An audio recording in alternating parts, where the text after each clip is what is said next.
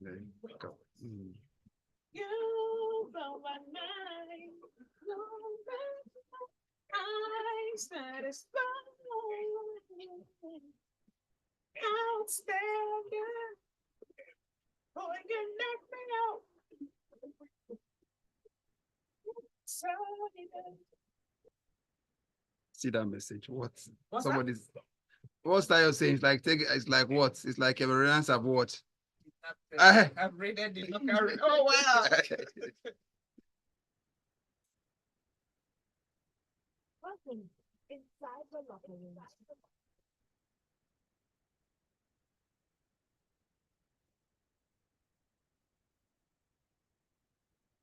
That is still the locker room on Smooth 98.1 FM and the Indomitable Lions and not inside the locker room. Good morning, Tega. Good morning. So sorry, the network was iffy this morning. Yes, Yeah. indeed. Acknowledge. All right. So sorry. Can we just, since we don't have as much time, I think we'll just skip the headlines and see how we can connect to the locker room and then go straight to the stories. All right. Let's do All that. right. Okay, so 0809 that's the WhatsApp number. You can tweet at Smooth981. And we're streaming live on YouTube as well. Our channel is Smooth981. Tega, Stories. what have these indomitable lions done to your connection? Let's start with the stories. The Super Eagles head coach Jose Peseiro stated that they are going to assess Stanley Nwabali's injury ahead of their game against Angola Friday. More information now. All right, Nwabali was stretchered off in the closing stages of the game after colliding with Georgia's Kelvin Kudu. All right. So, huge one. I think a lot of Nigerians are, first of all, we'll get to the Cameroon story first, but I think a lot of Nigerians are now in praying mode because the next match against Angola is on Friday evening at 6 p.m. And the one thing you don't want to see is Uzoho in goal. You want to see Nwabali. So he's part of what has made that defense so solid. And I do remember when Francis Uzoho came on to replace Nwabali in the Cameroon match, the defenders did not let Uzoho see the ball. You know, and the two times Susoho touched the ball, the first time he threw it to the opponent, the second time he threw it and it went into a throw. So it's not even a confident performance right now. But it's a tough task. Nigeria facing Angola, and here is why I think it's going to be a tougher task than Cameroon. As much as Cameroon is much more than football and it's a rivalry, Angola actually scores a lot of goals, and they know how to contain,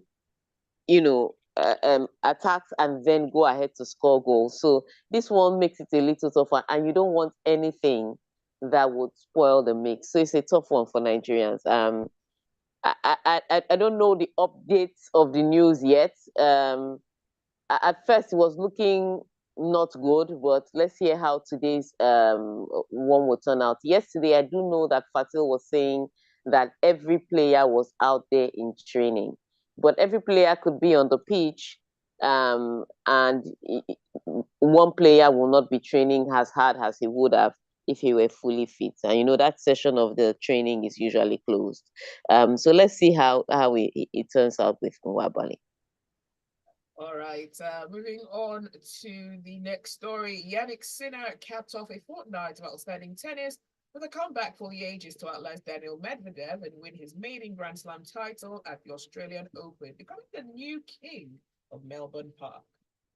It was a terrible, I would say, very terrible performance by Medvedev, and he can, this can break him because this is the second time he has led by 2 sets to love in a Grand Slam final and ended up losing. The last time he lost to Nadal. This time he's losing to Yannick Sinner, one of the new kids on the block. But Yannick Sinner has proven throughout this tournament that not just this tournament, from the second half of last year, He's shown that he's destined for great things, and he has reached that, he has crossed that hurdle that used to hold him back when it came to Grand Slams. And he came into this Grand Slam tournament, and when he was matched up with Novak Djokovic, you know, a lot of people was like, yeah, he beat Djokovic twice last year, but can he do this in this Grand Slam in Australia, which is where Djokovic has dominated for years? And he did beat Djokovic. And so when he got to the final and he was struggling in the first two sets, it was shocking. But the minute he took that third set from Medvedev, it just became a tough task for Daniel Medvedev. I remember Daniel Medvedev had played 5 sets against Sasha Zverev just before then. He has also played 4 sets against Carlos Alcaraz. And he had played 5 sets again, coming from 2 sets down previously in the tournament. So all those hours on court was draining. And you could see towards the end of the match, his serves were his first serves were a bit inconsistent. And that's because he was fatigued.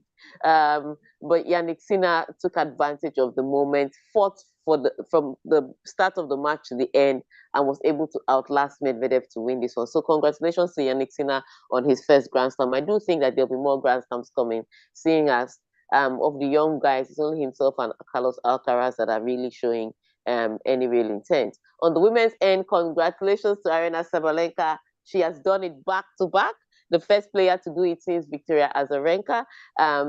She's won the Australian Open again, and that one was easy breezy because Zheng didn't even put up much of a competition. So congratulations to Aryna Sabalenka for winning the women's Australian Open title, and to Yannick Sinner for winning the men's Australian Open title. It is still the Locker Room on Smooth 98.1 FM. More stories up ahead. Barcelona, the Indomitable Lions, Pepe, and other issues. Tenag, stay tuned.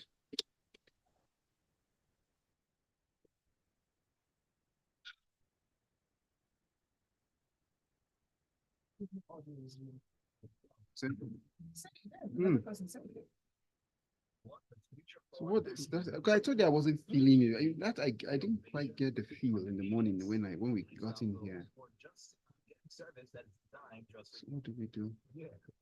Just have to maybe up it a bit more and speak a bit louder. And then maybe let's also check if it's rebounding from here too. That's if we decide to pop up from here. What's happening? What? Okay, that's +4. Yeah, we're checking the mic. What's yours? People on YouTube say the audio is quite low, so take it up a bit more. Not you now, but I think they want the studio mic. You're good. You're good. You're good.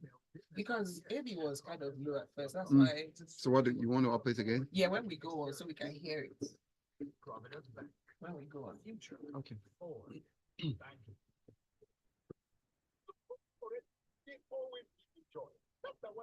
You broke my mind, baby. I'm so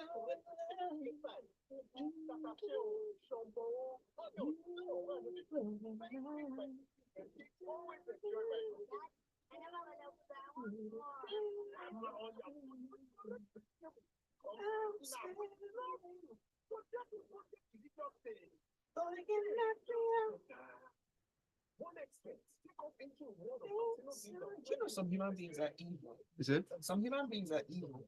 Some evil American blogger just woke up and tweeted something, praying for Charlie Wilson's family and friends. Somebody's like, what's going on with Charlie Wilson? Because I think he was going to be on the Hollywood Walk of Fame like today, actually. What's happening? What's happening? And everybody's like, oh my God, has this guy become ill? He died. After like 2 days, she just deleted the tweets with no explanation or apology. And I had to go and see his most recent interview. He's alive. He did it 2 days ago. You're listening to the Locker Room on Smooth 98.1. It's Omas and Zibby. And of course, we've got Tega with us as well. Hi, Tega. All right. So we are back. So let's try and breeze through all the news that happened this weekend, because everything happened fantastically well. Nigeria beating Cameroon. That was the first one. For me, Novak Djokovic going out. That was the second one. All right. So let's hear what else happened over the weekend. Then comes Barcelona's president, Joan Laporta, said Sunday he accepted coach Xavi Hernandez's proposal to leave his post because he promised to fight for honors until at the end of the season. I think that was very tacky. So, first of all, Barcelona lost again I have to add again because that's what they do now. This time they lost by 5 goals to 3 against Villarreal. They were 2 goals down, found a way to come back into the match and go 1 goal up, and then they conceded 2 late goals. Let me tell you the time, in the 91st and the 96th minute. That's how much they went to sleep. And so they lost that game by 5 goals to 3. Another loss for Xavi Hernandez. And before then, people have been talking about how the locker room has lost faith in him and how he's going to be fired soon if results don't follow. Only for him to now say, I will leave at the end of the season. And Joan Laporta is accepting that. Fire him! Because there might not be anything left at the end of the season. He can't seem to win a match. That's the bottom line is, why are you giving him to the end of the season if he's not getting the result now? So ultimately, it's just a very, I would say it's a manipulative decision because he kind of knows that his job is already gone. And instead of getting sacked, he's saying he would leave. But for the president to still hang on to him, these losses are not going to stop themselves from coming because it's everything to do with the coach. And yes, the players, are a bit new, some are young. You don't have that real leader that is delivering the result. But this thing is a tactical problem as opposed to personnel problem. He has more than enough players to deliver results. Even if you can't deliver results against Real Madrid, you should be able to defeat Villarreal. They are 14th on the table for a reason, So it is all those questions that he needs to ask himself. So I think it's shoddy of Barcelona to leave him on, just because he says he's leaving at the end of the season. Maybe they don't want to sack a legend that helped them to, bring the club some glory days or what. I don't care what it is, but it's a poor decision. If he's going, he go now. No need to delay the day of doom. Eric Ten Hag has insisted he will deal with Marcus Rashford's absence after the Man United star missed Sunday's 4-2 victory at Newport in the FA Cup. All right. So first of all, he missed training, and then he wasn't selected for the match. He missed training, claiming that he was ill, and he wasn't selected for the match. Only for us to hear that he went clubbing again on Thursday night. So this is an issue because this is a disciplinary problem. And I know a lot of people say, Eric Ten Hag, he has a man management problem. But if the player is going to the club, he's been punished for partying this season. And now you've come back from that punishment and you went clubbing again. The last time the excuse was that it was your birthday. That's why you did party. Now, this clubbing, what is it? It's your sad day. So you decided to have a happy hour before the match, and then you miss training the next morning. What are you saying? This is clearly a player disciplinary issue, and it's a big problem. This one you cannot blame Ten Hag if he decides to suspend him for a while.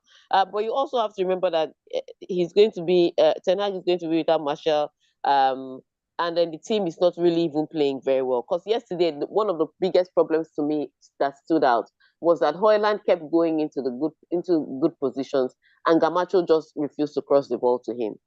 So now this is a striker isolation issue. He has that problem with Højlund, and then Rashford, who is a player that at least can command some respect on the pitch, is spending his time clubbing. So whatever Ten Hag wants to do now, I don't want to hear Ten Hag doesn't know how to manage players, because these players should know how to manage themselves.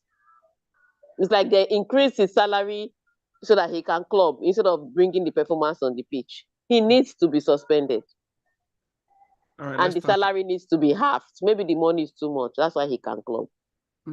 Give a man money. Now make some time for experiments then. But let's go on to Italy and see what it's like. Lautaro Martinez fired Inter Milan back to the top of Serie A with only goal in Sunday's dramatic 1-0 win at Fiorentina, as depleted Napoli played out an uneventful goalless draw at Lazio. Yeah, so Napoli's problem is here to stay, clearly, because they've changed managers now and the result is still the same. They are still not winning matches. And so on that note, maybe it's that deep in form that comes after you unexpectedly win a title. sometimes it happens to teams. But for Inter Milan, they are having moments. Even when they're playing badly, they are getting the results. And yesterday was not one of those days. They scored a goal. They created ample opportunities to double their lead, triple their lead. Unfortunately, they didn't take it. And Fiorentina could have come back into this match. Unfortunately, they too were not clinical on their own end. So Lautaro Martinez did give them a win, but yes, it was not the most convincing of performances by Inter Milan. However, they are still at the top of the table because Juventus played on Saturday earlier in the day and unfortunately couldn't extend their gap at the top because they also drew their match. So on a weekend where Juventus closest rival, where Inter Milan's closest rival in Juventus drew their match, Inter Milan still managed to scrape out a win against Fiorentina, which is a tough team to beat. So they're looking like they're going to really hold on to this Scudetto and go on to win this title. Right, Ivory Coast interim coach Emers Faye says his team has an obligation to give everything in their AFCON last 16 tie against reigning champions Senegal today after the host avoided a group stage exit from the tournament by the skin of their teeth. I mean, this is crazy. You just manage to crawl into the next round, only for you to be facing almighty Senegal. And, they're not just defending champions in name. They've showed it all through the tournament, how fantastic they play, how well all their team is, and how much they can do. So this is looking like a tough one for Cote d'Ivoire, because now you're in the next round, but you might as well just have gone home from there. Well, they're already home. But just when I've gone out of the tournament from there, because Senegal is not going to play. However, I am going to measure this because yesterday we saw Equatorial Guinea, who finished with the highest number of points, scored the highest number of goals, had the highest goal scorer in the tournament, get kicked out by a team that also was the third best place loser. And they considered that goal literally in the dying minutes of the match. And so we've seen that, the fact that you perform brilliantly in the group stage doesn't necessarily mean that you're going to perform brilliantly in the knockout stages. But I still have to say that Senegal just looks mile ahead. Sorry, they don't just look. Senegal is miles ahead of Cote d'Ivoire when it comes to performance and form and results. And so I don't know how Ivory Coast can defeat Senegal. But like the coach said, they'll prepare. Maybe they'll prepare to pack the bus and then try and hit Senegal on the counter, or frustrate Senegal and then take it to penalties. But it's going to be a tough one, not to see how Senegal will defeat Ivory Coast today. It's a tough one. Anyway I look at it, it looks like a Senegal win.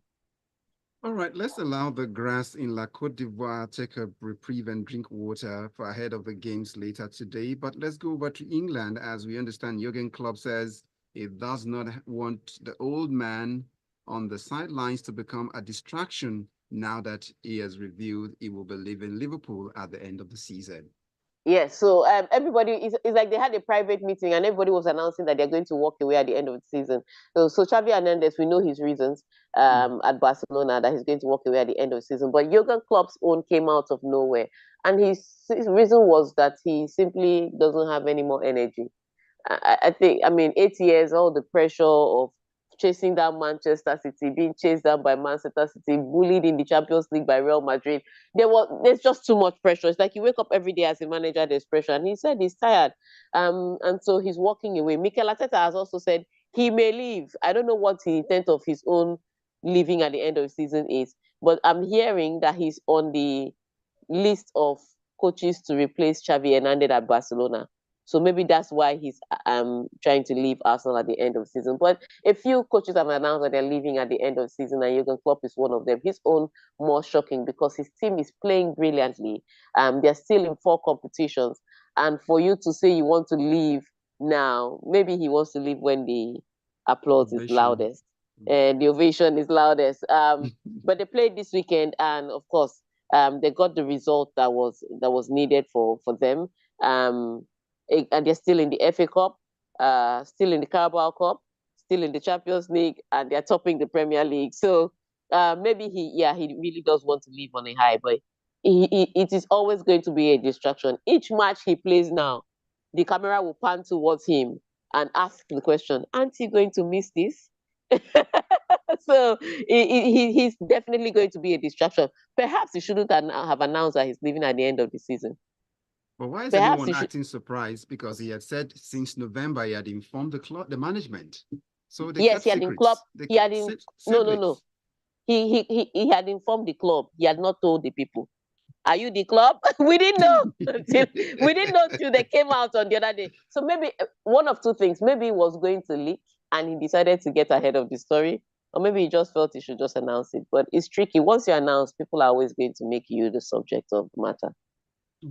All right, goalkeeper Lionel Mpasi scored the 18th penalty of a nerve-shredding shootout as DRC produced the latest shock at the 2023 AFCON by knocking seven-time champions Egypt out to reach the quarterfinals following a 1-0 draw after extra time.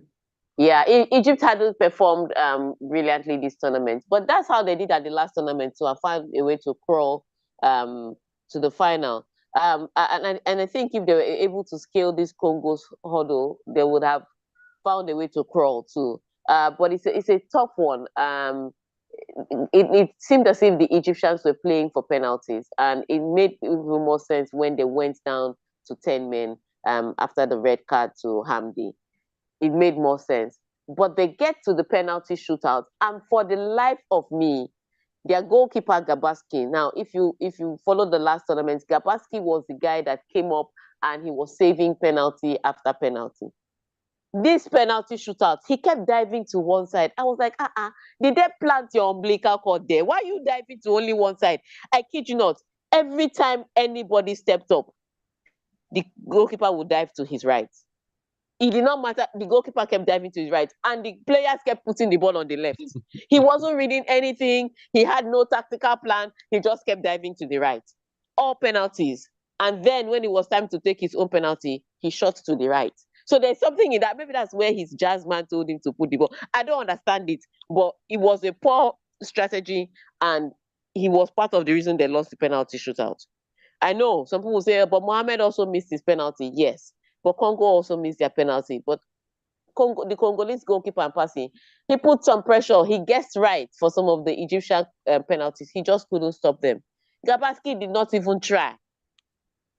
He didn't try at all. He went from hero to zero in a minute.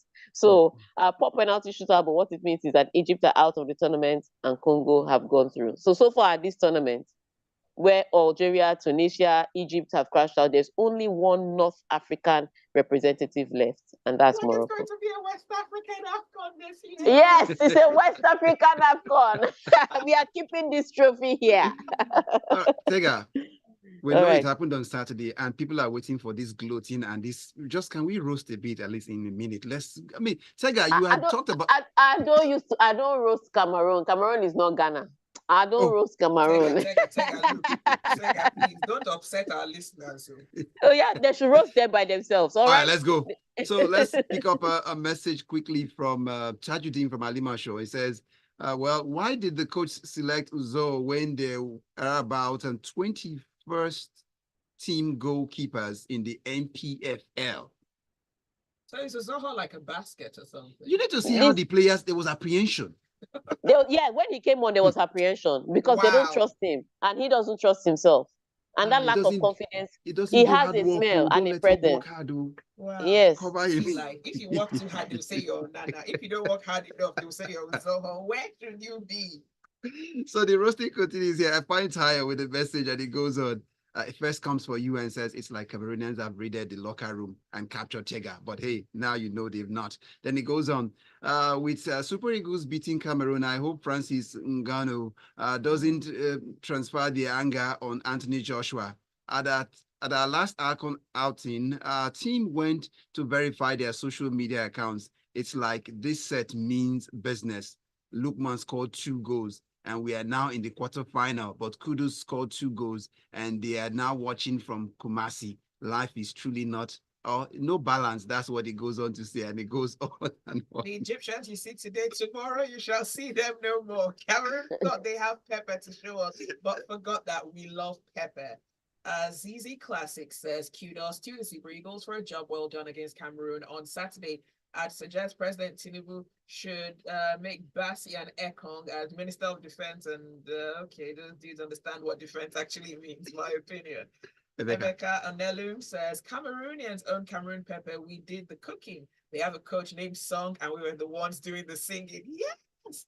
How I wish we can be playing every day. The match days are days we forget our differences and sing in one voice. See me hugging people I don't know after that second goal went in. Imagine if we now win the cup. Tega, one man, the headmaster, called this right before the game. Let's give him his flowers. Do you think so? Yeah, it makes sense to give him his flowers because, and I don't know that many people got, yes, that many people got 2-0. He actually said that this will be the easiest match. It wasn't the easiest, but it was a good result. All right.